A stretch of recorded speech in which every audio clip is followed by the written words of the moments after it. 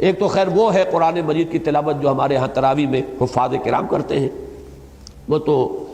اللہ مجھے معاف فرمائے اگر میں غلط کہہ رہا ہوں، میرے نزدیک وہ قرآن کی توہین ہے اور قرآن مجید کے ساتھ بے ادبی اور گستاخی والا سلوک ہے جو اکثر و بیشتر مساجد میں ہوتا ہے۔ بہرحال وہ ایک علیحدہ بحث ہے۔ ویسے بھی جب آدمی پاٹھ پڑھ رہا ہوتا ہے اور پیش نظر ہوتا ہے صرف حصول ثواب، اس میں تاثر لینا تو پیش نظر ہی نہیں، نہ اس پر غور کرنا ہے نہ اس میں سوچنا ہے، بلکہ وہ تو یہ کہ کوانٹٹی وائز وہ حدیث سامنے ہے کہ ہر حرف کے اوپر 10 نیکیوں کا ثواب ملتا ہے، وہ حدیث اپنی جگہ ہے، میں اس کا انکار نہیں کر رہا، لیکن یہ کہ دوسری حدیثیں بھی تو ہیں کہ قرآن میں تدبر کرو، قرآن میں غور کرو، قرآن کو سمجھو۔ یہ ساری حدیثیں یا جیسے کہ حضور صلی اللہ علیہ وسلم نے فرمایا یا اہل القرآن لا تتوسدوا القرآن، اے قرآن والو قرآن کا تکیہ نہ بنا لو، قرآن کو پس پش نہ ڈال دو، قرآن پر صرف فخر ہی نہ کر کے رہو کہ بس ہمارے پاس قرآن ہے، اسے اپنا تکیہ نہ بنا لو۔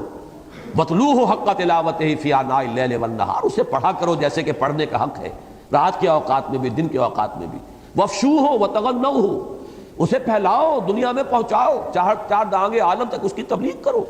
اس کو پڑھو بہت ہی خوش الحانی کے ساتھ، یا یہ کہ اس کو سمجھو کہ سب سے بڑی دولت دنیا کی یہ ہے جو اللہ نے ہمیں دے دی ہے۔ تغنو کے دونوں معنی ہیں، اور اس کے بعد وَتَدَبَّرُوا فِيهِ لَعَلَّكُمْ تُفْلِحُونَ، اور تدبر کرو، غور و فکر کرو تاکہ تم فلاح پاؤ۔ تو جہاں وہ حدیث اپنی جگہ پر ہے کہ ہر حرف پر 10 نیکیاں ملتی ہیں، اور اس میں حضور نے فرمایا کہ یہ میں نہیں کہتا کہ الف لام میم ایک حرف ہے، الف علیحدہ حرف ہے، لام علیحدہ حرف ہے، میم علیحدہ حرف ہے، گویا کہ جب ایک بندہ تلاوت کرتے ہوئے الف لام میم پڑھتا ہے تو 30 نیکیاں اس کے حساب میں درج ہوتی ہیں۔ میں اس حدیث کو صحیح مانتا ہوں اور میں سمجھتا ہوں کہ 100% درست بات ہے جو حضور نے فرمائی، لیکن اس کے ساتھ ان حدیثوں کو بھی جمع کریں،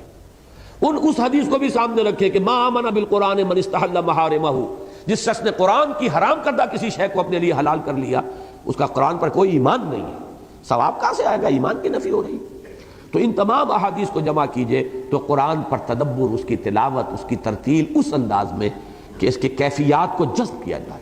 وہ جس کو اقبال نے کہا ہے تیرے ضمیر پہ جب تک نہ ہو نزول کتاب، گرہ کشا ہے نہ راضی نہ صاحب کشاف، جب تک کہ تمہارے قلب پر اس کا نزول نہیں ہوتا، صرف حصول ثواب یا ایصال ثواب جو ہے اس کا تم نے اس کو اعلیٰ بنا لیا، یہ تو تمہارے اندر جذب ہونا چاہیے، تمہارے دل پر اترے، تمہارے ذہن میں اترے، تمہارے قلب پر نازل ہو، تب در حقیقت اس سے شخصیت کے اندر انقلاب آئے گا، انسان کی پوری سیرت اور اخلاق جو ہے تبدیل ہو کر رہ جائے گی۔